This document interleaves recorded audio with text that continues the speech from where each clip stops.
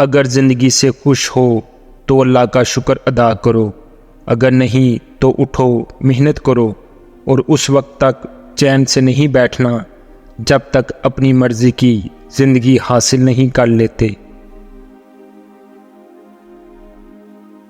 خواہش کو چھوڑ دینا بندے کو امیر کر دیتا ہے، اور اس کی پیروی کرنا امیر کو اسیر بنا دیتا ہے۔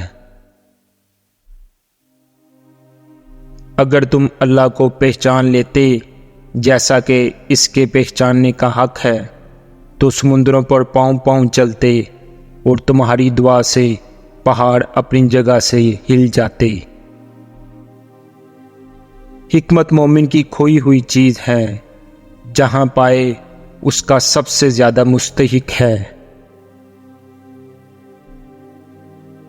نیک لوگوں کی صحبت نیکی کرنے سے بہتر اور برے لوگوں کی صحبت برائی کرنے سے بدتر ہے۔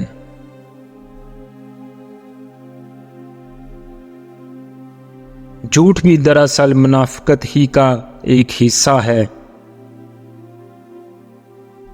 اچھا شخص وہ ہے جس کی عمر دراز اور عمل نیک ہوں، اور بدترین وہ ہے جس کی عمر دراز اور عمل خراب ہوں۔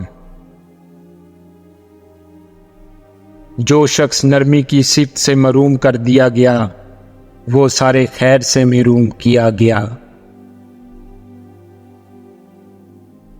مومن کی فراست سے بچو، وہ اللہ کے نور سے دیکھتا ہے۔ صبر وہ ہے جو مصیبت کی پہلی ٹھوکر لگنے پر کیا جاتا ہے۔ تم اپنے مال کے ذریعے لوگوں کو خوش نہیں کر سکتے، لہذا خندہ پیشانی اور حسن اخلاق کے ذریعے انہیں خوش رکھا کرو۔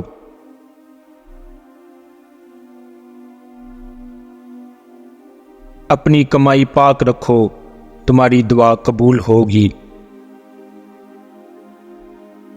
بہتر ہے وہ شخص جو دیر سے خفا ہو اور جلد راضی ہو جائے، اور بدتر وہ شخص ہے جو جلد غصے میں آ جائے اور دیر سے راضی ہو۔